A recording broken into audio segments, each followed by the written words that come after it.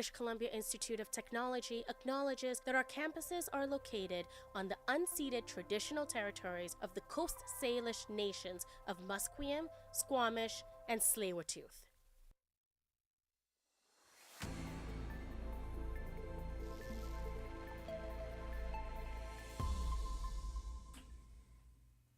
Good afternoon. It's currently 1 p.m. I'm Gabe Liesi. You're listening to BCIT's The Crow. Let's get into the news.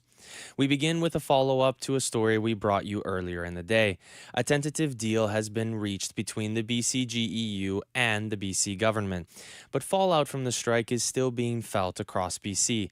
Reporter Patrick McConnell has more. The BC General Union and the government have reached a tentative agreement to end the 8-week strike, but video of empty shelves is still appearing on social media, with Halloween fast approaching.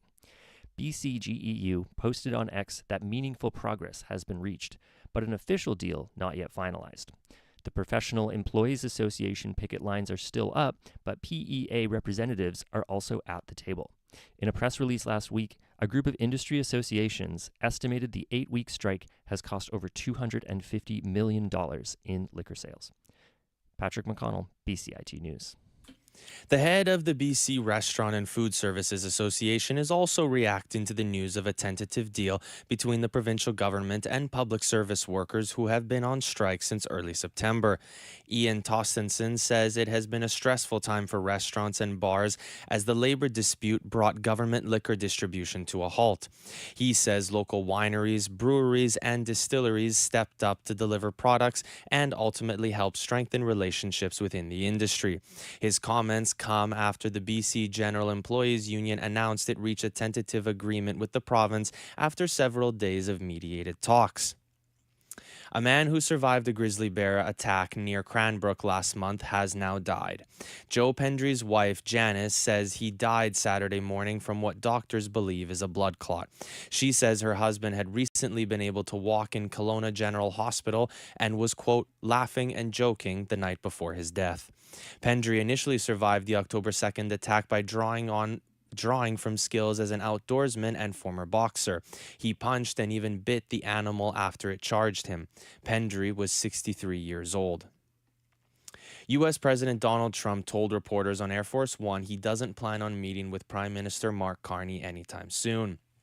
Trump ended trade negotiations over an Ontario government ad that uses audio from a speech by former American President Ronald Reagan. The late president was talking about the economic harms brought on by tariffs. When asked if he is upset with Ontario Premier Doug Ford over the ad, Prime Minister Mark Carney says progress has been made on negotiations and he's ready to resume them at the appropriate time. In any complicated, high-stakes negotiation, you can get unexpected twists and turns, and you have to keep your cool during those situations. It doesn't pay to be upset. Emotions don't carry you very far. Over the weekend, Trump threatened an additional 10% tariff on Canada, but details are not yet known on how or when they would be applied. An internal audit published earlier this month shows more than 130 Indigenous artworks are unaccounted for. They are part of a collection managed by Crown Indigenous Relations and Northern Affairs Canada. The report is from last November and looked into the practices of the department's Indigenous Arts Centre. More than 5,000 artworks from First Nations, Métis, and Inuit artists are in its care. The total combined value is just under $14.5 million. The audit says 132 pieces of art are currently unaccounted for.